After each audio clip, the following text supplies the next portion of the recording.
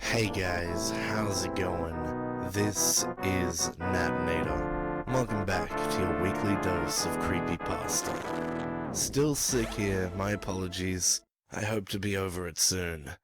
Now, this story's similar to ones we've heard not long ago, but once again, the formula has been switched up and I love it.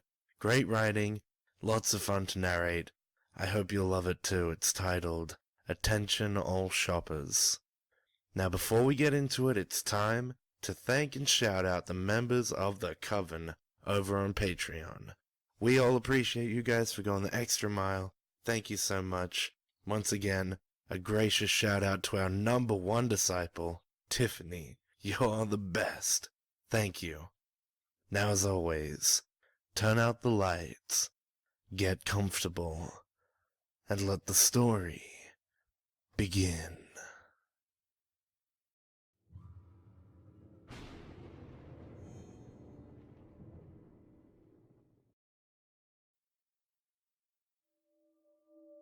Attention all shoppers.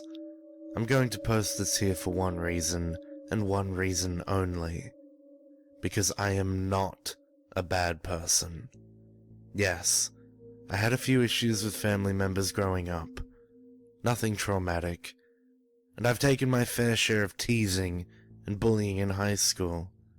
But there is absolutely nothing mentally wrong with me other than I have had enough. I know the media nowadays likes to take stories like mine and try to find some sort of illness or something to blame. But rest assured, all my eggs are in the right basket, whether you agree with me or not. Let me explain a little better.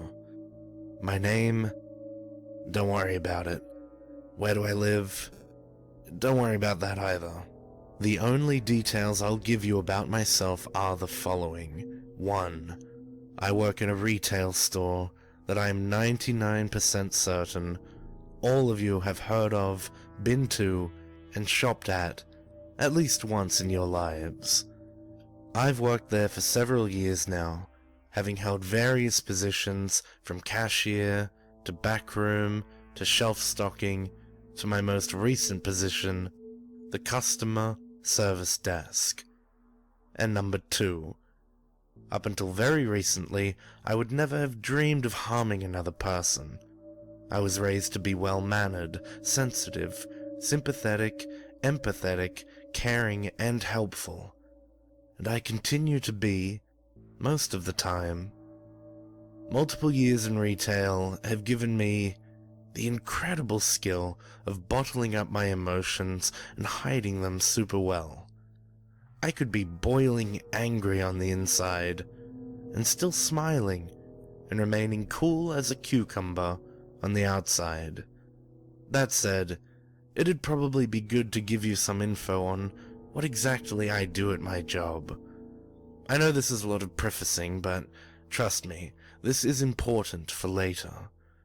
At the service desk where I work, we handle returns and refunds, process money transfers, cash checks, and sell and print money orders for customers. Sounds easy, right? Pfft. Well, while the tasks themselves are not complicated in the slightest, the stupidity and attitudes of the customers make it quite the challenge sometimes. Now, do you remember the golden rule from preschool? If not, the golden rule simply states, treat others the way you'd like to be treated. Sounds fair, right? Well, maybe it's due to my upbringing in a mostly loving family, combined with my strong desire as a child and even still in adulthood to make people happy. But I've always lived as if this wasn't just a rule. To me, it was always the golden law, the north on my moral compass, if you will. And here, I believe, I can begin my story. Almost every Friday since I've been employed at that store, a particular woman has come in with whom I have had many issues. I believe the first time I had the misfortune of meeting her, she threw her DVD case at me because I, as store policy and my manager dictated, refused to return an open copy of Old Yeller. The only reason I remember this is because I was thinking to myself, what a coincidence it was that an older lady was yelling at me about a movie called Old Yeller. I know, I'm corny, whatever. Anyway, she insisted she wanted to return it because she'd never watch it again because it was too sappy for her. Fair enough, but not permitted at our store. I smiled sympathetically and said, I'm sorry, but there's nothing I can do. If you really want to get your money back for it, I'd suggest trying to sell it on eBay or something. It's easy, and you may even end up getting more than you paid for it here. She snorted indignantly and told my manager that I was just trying to shut her up and get her to leave, to which my manager did nothing to reprimand me, but still, the nerve of this lady. I was just trying to help. Since then, she's been nothing but nasty to me. One time when I wasn't looking, she stole my pen that I got while at my favorite vacation spot. Another time, she yelled at me in front of a whole line of customers because I was going too slow, and if I can't do my job quick enough, then I shouldn't be working here. To which everyone in line behind her agreed, making me feel so humiliated and angry inside. You have to understand, to this day, our registers are not that fast.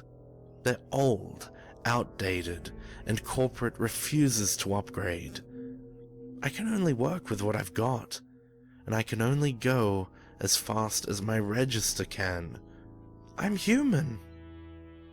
I mentioned that I've been working there for several years now, though, and as they've gone by, they've only made her more belligerent, rude, and ignorant. She was already over the hill in early years of my career there, and over the last few years, she's been allegedly developing some medical issues, which, if you ask me, are bullshit. I honestly think she's just looking for attention, because nowadays, she'll come into the store with no cane, no limp, and virtually no signs of physical decline whatsoever. But then she'll take one of the electric scooter carts that our store has as a courtesy to those who are really disabled. I'm not even lying. This bitch once told a young lady who had only one leg that she'd have to wait if she wanted to use it because, as she said, I got here first. I know! What kind of raging fucking lunatic? So, now that I've painted you a hopefully sufficient picture of how horrible this woman is to me, and to many other associates with whom I shall share retail tales, let me digress again to explain to you yet another key piece of information. I mentioned earlier that I had some issues with people in my family while I was growing up. However, this does not include my grandmother. She and I were incredibly close ever since I can remember, and I loved her more than just about anyone else in the world, with the exception of maybe my parents. Sadly, about 3 years ago, she was diagnosed with cancer and was given about 6 months tops to live. Fortunately for me, my grandmother was one of the most stubborn people to ever walk this earth, and walked out of that doctor's office and didn't come back for almost 2 years. After that, her health really took a turn for the worse, and I tried to spend as much time as possible with her because any second could have been her last. And I needed to be there for her. Of course, however, I still had bills to pay. College was expensive, car insurance and gas was expensive, and I had a maxed out credit card with a boatload of money due in minimum payments every month. So, while I was at work, Another family member would go up to my grandma's house to keep an eye on her and tend to her needs, with specific instructions to call my cell if anything were to give them reason to believe that her end was near. One night, the night that stains my memory like red wine on a white carpet, I was working from 1 p.m. until 10 p.m. It was a Friday, around 6, and as usual, the rude bitch I described earlier walked in and sat her ass down in one of the electric scooters, as always. She parked it in front of my register at the service desk and stood up, demanding that I, for the umpteenth time, process a money transfer for her to send $500 to her daughter in Florida. I was just in the middle of counting the monster lady's money when I heard my phone ring loudly in my pocket. Panicked, and fully shifting my focus from this miserable old bat to my phone, hoping that it wasn't bad news about my grandma, I dropped her money onto the counter and whipped out my phone, looked at the caller ID to recognize the number as my aunt's, who was currently looking after my grandma. I initially pressed answer, and my mouth went dry as cotton. I'll never forget how much my legs were shaking, or how much my stomach dropped as I put the phone to my ear. "Hello?" I asked, waiting for the worst news of my life. "Honey, I'm so sorry. It all happened so fast," was all that I heard my aunt say before I flipped it closed. I heard a loud ringing in my ears, my mouth as dry as a desert floor, and I began to feel my face turn bright red. Bright red as it began to feel 100 or more degrees hotter than usual. At last, the tears poured down my cheeks like summer rain, and my legs, quaking like a shifting fault line, finally gave out. Right there, behind the service desk of the store, I began to cry like a baby. It had finally happened.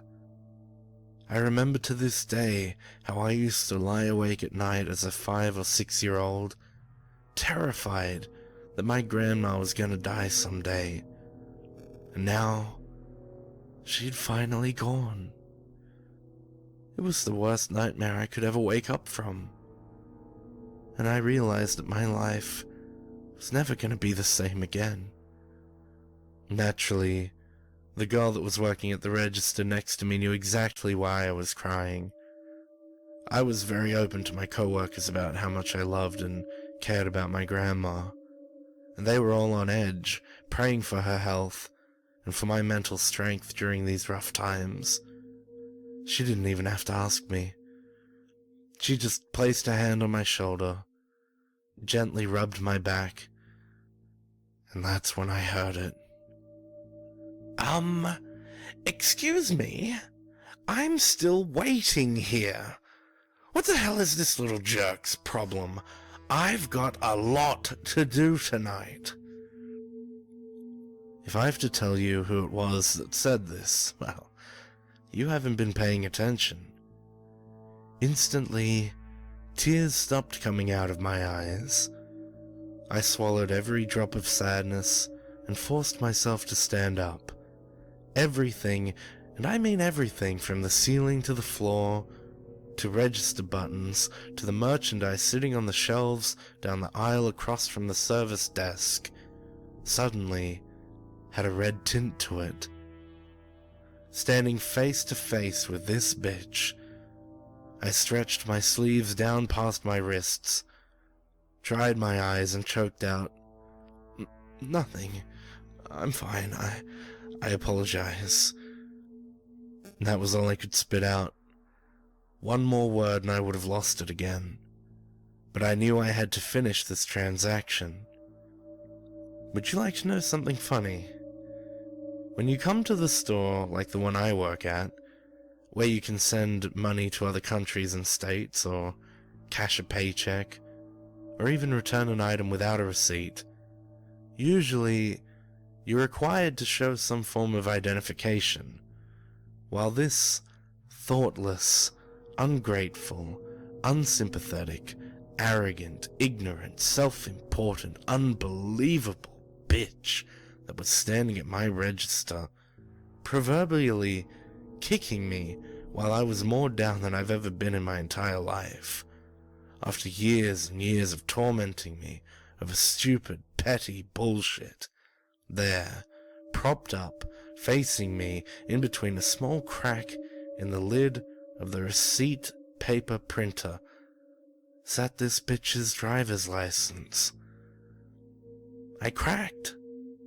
I admit it. But you know what? I don't regret what I did. Not in the least. I had the procedure for transferring money memorized to the point where I didn't even have to look at the screen to know what I was doing. So while my fingers did the work, my eyes burned the image of this lady's name and address, which, I'm not going to share and incriminate myself, into my memory bank. After I was certain that I'd given myself enough time to remember the necessary information under the guise that my register was being slow, I finally gave the unsuspecting old hag her ID back, printed the receipt, collected her signature at the bottom, and told her to have a very nice night, and apologized again for the inconvenience my register and my emotions had caused her. There was no way in hell I was going to give her any actual excuse to get me in trouble at this job. At that point, one tiny negative comment toward her might have given anyone within earshot a reason to suspect me of committing the atrocious crimes that I was secretly plotting. Once she'd left, I removed my worker's vest, threw on my jacket, and clocked out, sputtering, I have to go, Grandma, as I passed my manager on the walk out the door. I'd driven to my grandma's house every single Sunday, and sometimes other days during the week too, for the last 6 years. Usually I'd stop off at the food store and pick us up a carrot cake for dessert, or pull into the flower shop's parking lot and give her a dozen roses, just to make her smile. This time, however, it felt like I was driving an entire world away. Every car that I got stuck behind seemed to be going 50 miles per hour too slow. Every red light that I stopped at seemed to be red 10 times longer than they normally would. And when I finally arrived and parked outside her house, it seemed like a complete stranger's house. The house that I'd come to feel more at home at than even the house I'd grown up in now felt so sorrowful, depressing, and cold. I ascended the front porch steps, opened the front door, and shoved aside family members who were already there, trying to console me and brace me for the impact of the sight of the cold, shriveling corpse of the woman who was not only my grandmother, but my very best friend in the entire world. I walked into her bedroom, saw her lying there under her blankets, limply snuggling the stuffed dog that resembled her old puppy Bella, and immediately broke down. I felt like I had failed her by not being there. I felt like I'd betrayed her. And I'd promised myself that I would never forgive myself for not being able to say goodbye. I should have done more. I don't know exactly what I could have done, but I could have figured something out, somehow, that would have allowed me to be there the moment she decided that her cancer was finally too much to bear, and that it was time to depart from this world I know that if it was her choice, she would have wanted to see me too. But it was my responsibility to be there for her, not the other way around. The funeral was beautiful. I've never seen so many people in one small room, and I've never seen so many people crying in the same room. She touched so many lives in so many ways. That night, my family and I had a party in her honor that consisted of 3 cases of beer and a pyramid of empty cans that reached the chandelier hanging above the kitchen table. We told stories and shared memories of her, and did the best we could to help each other through this terrible, terrible tragedy. Something was still nagging at me in the back of my mind, though. That bitch. The way she had disrespected me the night my grandma passed away was unforgivable. It was the very, very last straw. She needed to be taught a lesson, and at the funeral I vowed in a prayer while kneeling before my grandma's urn that rude, selfish monster would regret the day she had ever been rude to me. So I began planning and planning, and one night I went shopping for the equipment I needed to bring my swift, iron-fisted justice. I bought a few feet of rope and a bucket from one store, a collapsible folding chair from another, a baseball bat from another, and some razor wire from another. When I was sure enough time had passed to take away any suspicion off myself, using some latex gloves and a lockpick fashioned out of a paperclip, I snuck into that bitch's house in the dead of night. The house was old and empty, and as I prowled around her cozy homestead's hallways, random floorboards would creak and moan. It was so dark, but I was confident and careful. After hearing an intruder ascend the staircase, she came out into the hallway, threatening to call the police if whoever it was didn't leave immediately. No way in hell. I bolted toward the sound of her voice, bat in hand, and cracked her a good one right in the skull. I can still hear the thud her body made as she crashed cold onto the floor. She awoke to me pouring a bucket of cold water on her in her basement. I had gagged her with a pair of her own socks and used the rope to tie her to the folding chair. She began panicking, surely wondering what was going on. Who would do this to her? What did they want, and was this going to be the end? Her mind must have been racing a mile a minute, trying to figure out exactly who it was that she had wronged so badly that they would do something so horrible to her. But believe me, as long as I let her sit there in the dark, terrified and confused, contemplating and wondering, I never once came into her mind.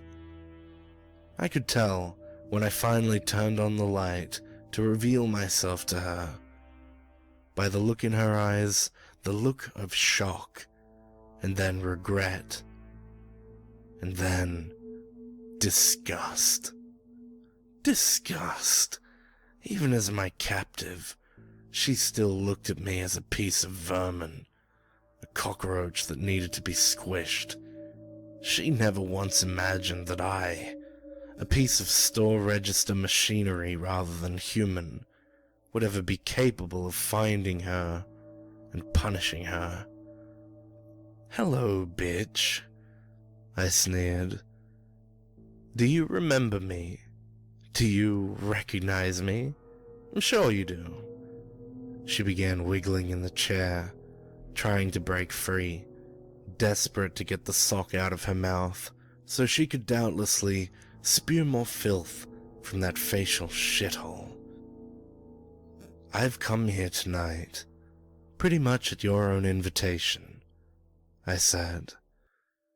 "You see, you've come into my store on a weekly basis for years and treated me, my co-workers, and our other customers as if we owe you something. As if you are God's gift to the goddamn world. As you know, I've processed many money transfers to your daughter in Florida over the last few years, and you foolishly handed over all the necessary information that I needed to make your life absolutely miserable while you were doing it. You gave me a driver's license with your address on it, which led me right to you. Don't you think it's sad that I showed up here, knowing that you're such a bitch, that I wouldn't have any trouble having to fight a husband or boyfriend? You're just a miserable old hag who preys on the kind and polite, because you know we can't say anything back, or else we'll get in trouble with our managers. All we try to do is help you and do our jobs, but you just always have to find something to bitch about." Honestly, at this point, it was as if I was speaking to a deaf woman. Clearly, the severity of the situation was not sinking in. So, I decided to just get right to the point. Why draw it out any longer than I needed to? "Do you love your daughter?" I asked, scratching my head in a tone that revealed that I was completely in control of the situation. Her eyes shot open wide as if to ask, "What do you care?" "Well," I explained, reaching into my pocket, "more than likely you do. I can't even begin to fathom how you managed to trick some poor man into fucking you. I can only hope it was through the use of some form of date rape drug, and that the poor man never had to face the sight of his own dick disappearing into your decrepit cunt. But your daughter, she's probably the only person in this world you've ever treated like an actual human being, isn't she? Someone you used to read bedtime stories to, and sing lullabies to, and take shopping during Girls' Day Out.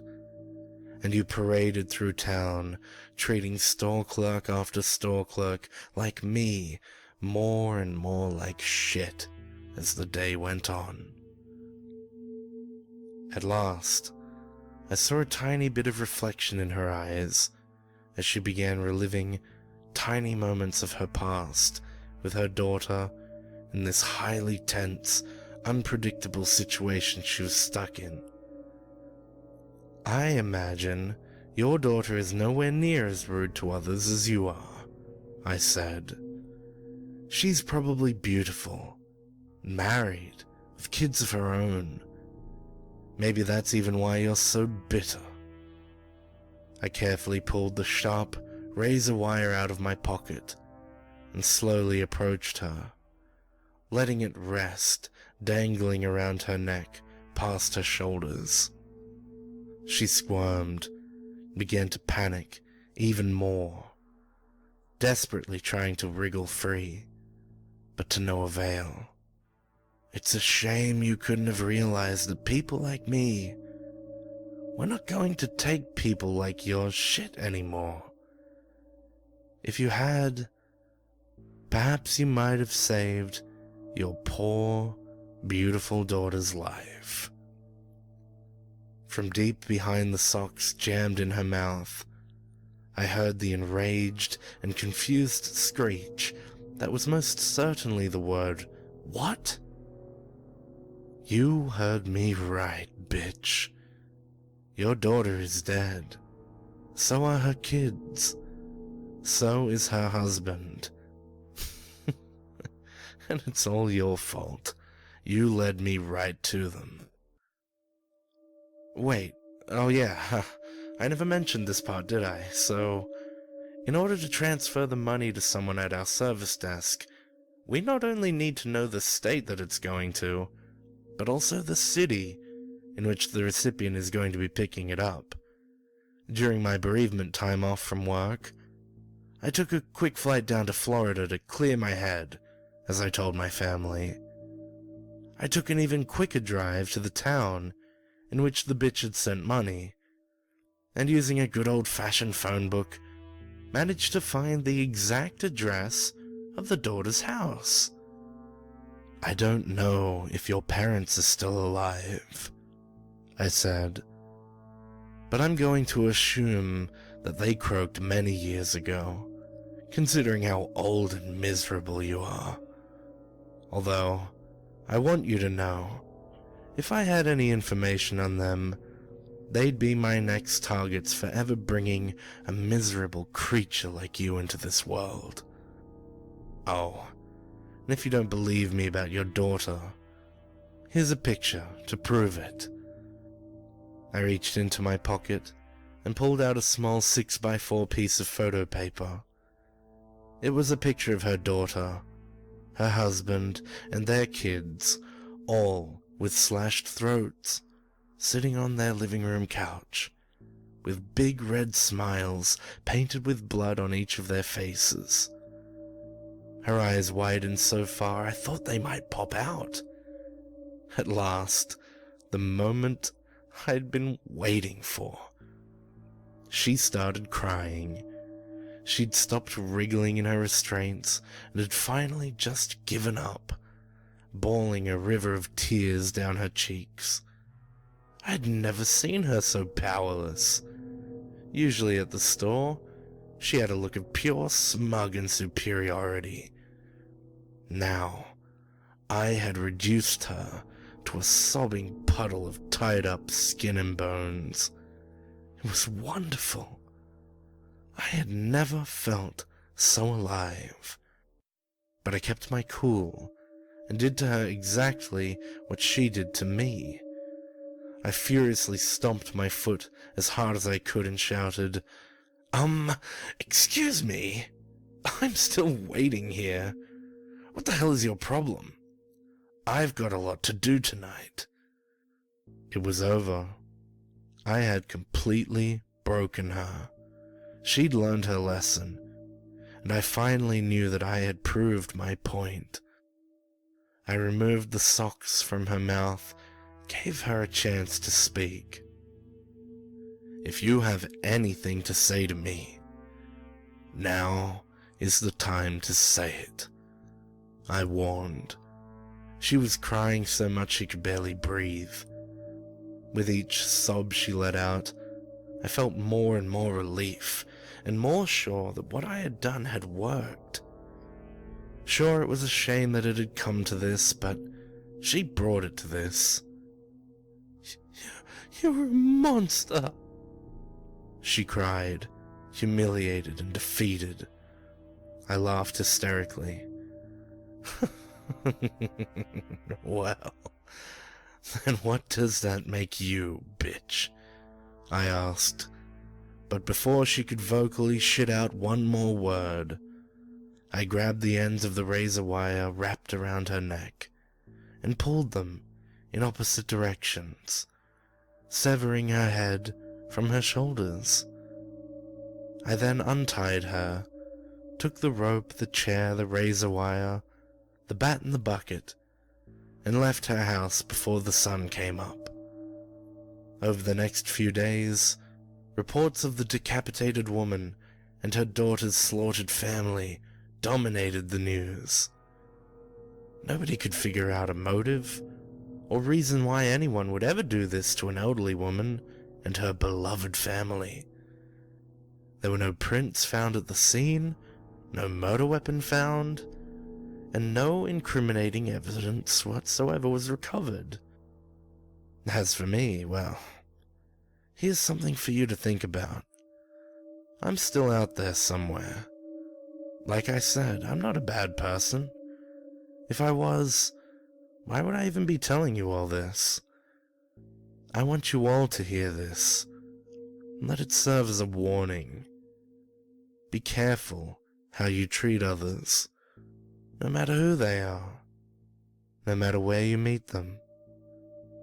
You never know who you might push over the edge, and you'd never know what it might cost you.